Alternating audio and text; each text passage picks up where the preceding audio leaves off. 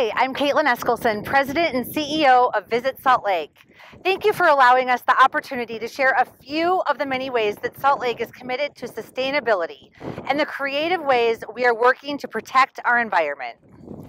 The programs and sustainability initiatives we and our partners have undertaken will help to ensure the long-term health and well-being of the entire Intermountain region, not to mention our state's vibrant capital city. These initiatives are more important than ever as Salt Lake and the state of Utah as a whole is experiencing record growth. In fact, it's estimated that Salt Lake's population will double by the year 2050, making it even more important to act now to preserve our environment and secure the future we envision for generations to come.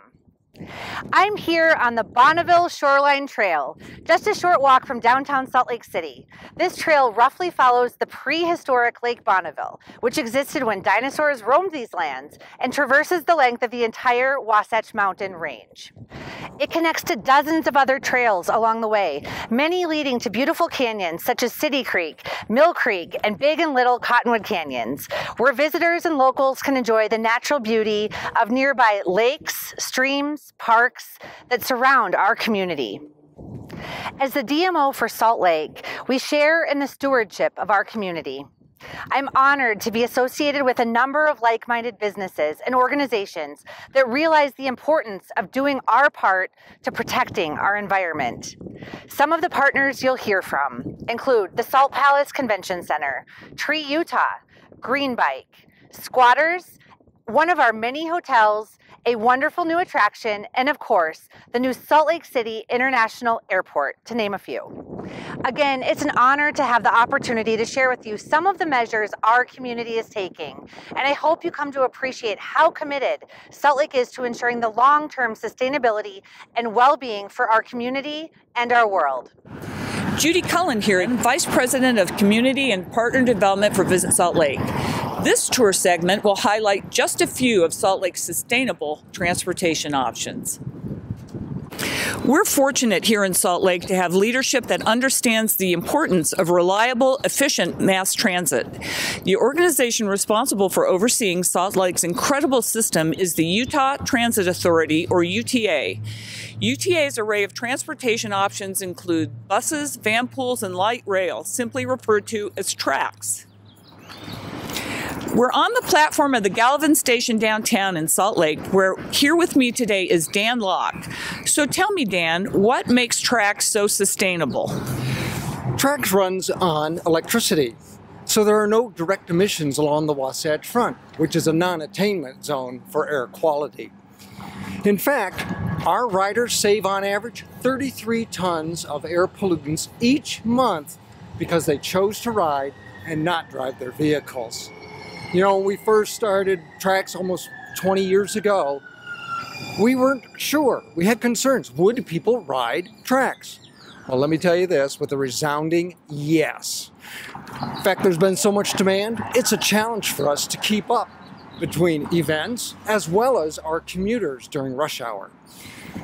You know, UTA has provided transportational services for 50 years along the Wasatch Front. And we work hard every day to continually develop between our systems connectivity. You know, TRAX is a really great contribution to our city, and it really underscores the commitment not just of state and local officials, but the commitment of our residents toward being a sustainable community for future generations. Thanks, Dan, and we'll be hopping on the next train. Thank you. What does a $4 billion investment get you, you ask? Well, in the case of Salt Lake City, it gets you a brand new state-of-the-art international airport. Opened last fall, the new Salt Lake City International Airport is leading the way in many categories associated with the airline industry, not the least of which is sustainability. I'm joined by Patty Nelis, who oversees the airport's green initiatives. Patty, welcome, and thank you so much for joining us today. Well, thank you very much for the opportunity. As part of the ongoing process in the construction, we're going for LEED Gold certification. Wow. And that includes a lot of different green initiatives. We have our airlines that are transitioning to electric GSE, and they're about 50% of the way there.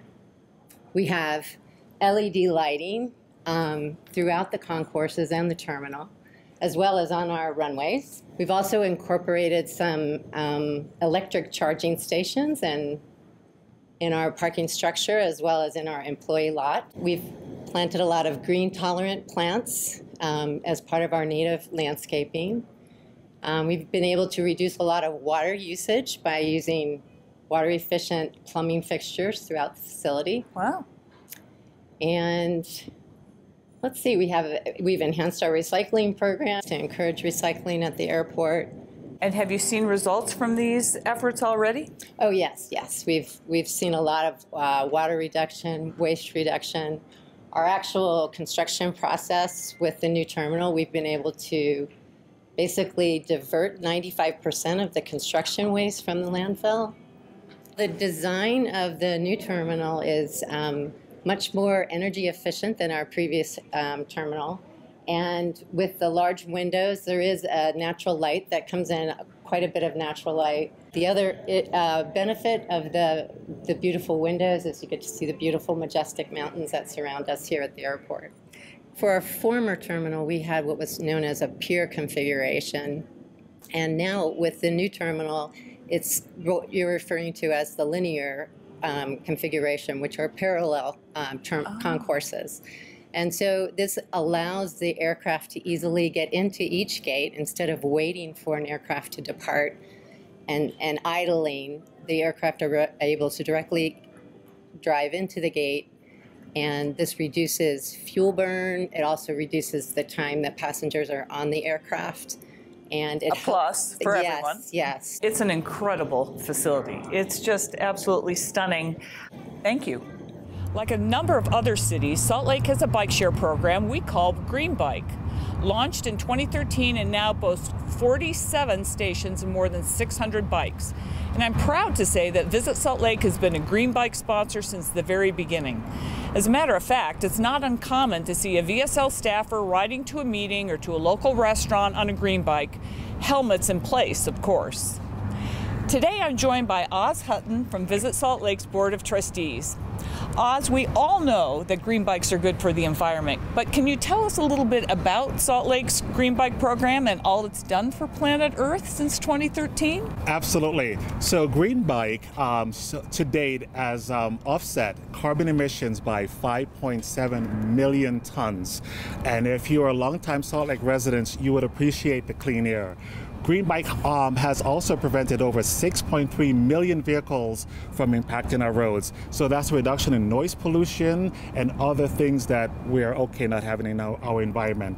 So we know they're good for the environment, but why are they good for us? Why do you like riding GREENbike, Oz? Oh, because it's amazing. I love the workout. Because I get to ride a GREENbike, and when I'm tuckered out, I get to hit that electric pedal and make my way home. Also, GREENbike is dedicated to offering to the community an affordable, convenient, and sustainable transportation option. As a credit to our dining environment here in Salt Lake City, GREENbike riders have burned more than 79 million calories since 2013. Wow. Well, based on how fit looking you are, Oz, I would say that it's definitely working. So where do you want to go for lunch? There's a brewery cooperative that's not too far away. Let's pedal over. Let's go.